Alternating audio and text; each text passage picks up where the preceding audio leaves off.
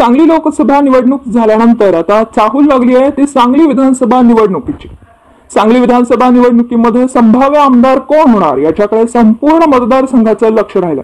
या मतदारसंघामध्ये इच्छुकांची गर्दी जमण्यास सुरुवात झाली आहे। यामध्ये सध्याचे आमदार सुधीरदादा गाडगीळ यांना भाजप उमेदवारी देणार का, इथे मराठी कार्ड चालवणार याकडे मतदारसंघाचं लक्ष लागून राहिलं। जर का भाजपने उमेदवार बदललाच तर या मतदारसंघामध्ये कोणाची वर्णी लागू शकते, असे संभाव्य उमेदवार दिवंगत माजी आमदार संभाजी अप्पा पवार यांचे चिरंजीव पैलवान पृथ्वीराज भैया पवार व जिल्हा परिषद माजी उपाध्यक्ष शिवाजी उर्फ पप्पू डोंगरे सध्या भाजपमध्ये सर्वात लोकप्रिय असलेले शेखर इनामदार आणि जर पक्षश्रेष्ठींनी नारी शक्तीचा विचार केल्यास इथे भाजपच्या आक्रमक नेत्या अशी ओळख असलेल्या ॲडव्होकेट स्वातीताई शिंदे यांचाही विचार होऊ शकतो व नीताताई केळकर यांचाही विचार होऊ शकतो।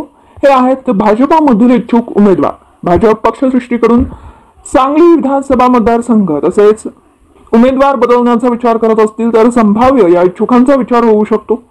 सांगली विधानसभा मतदारसंघामध्ये लोकसभेच्या निवडणुकीपासून अंतर्गत संघर्ष बघायला मिळतो, यामुळे विरोधकांना याचा फायदा होऊ शकतो। आमदार सुधीरदादा गाडगीळ यांच्याबद्दल सुद्धा पक्षांतर्गत नाराजीचा सूर असण्याची शक्यता, याचाही फायदा विरोधकांना होऊ शकतो। सध्या आरक्षणाच्या मुद्द्यावरून महाराष्ट्रामध्ये मराठा उमेदवार भाजप देईल का, हा एक प्रश्न आहे। आता बघूयात पक्षश्रेष्ठी या सर्व गोष्टींचा कसा विचार करणार।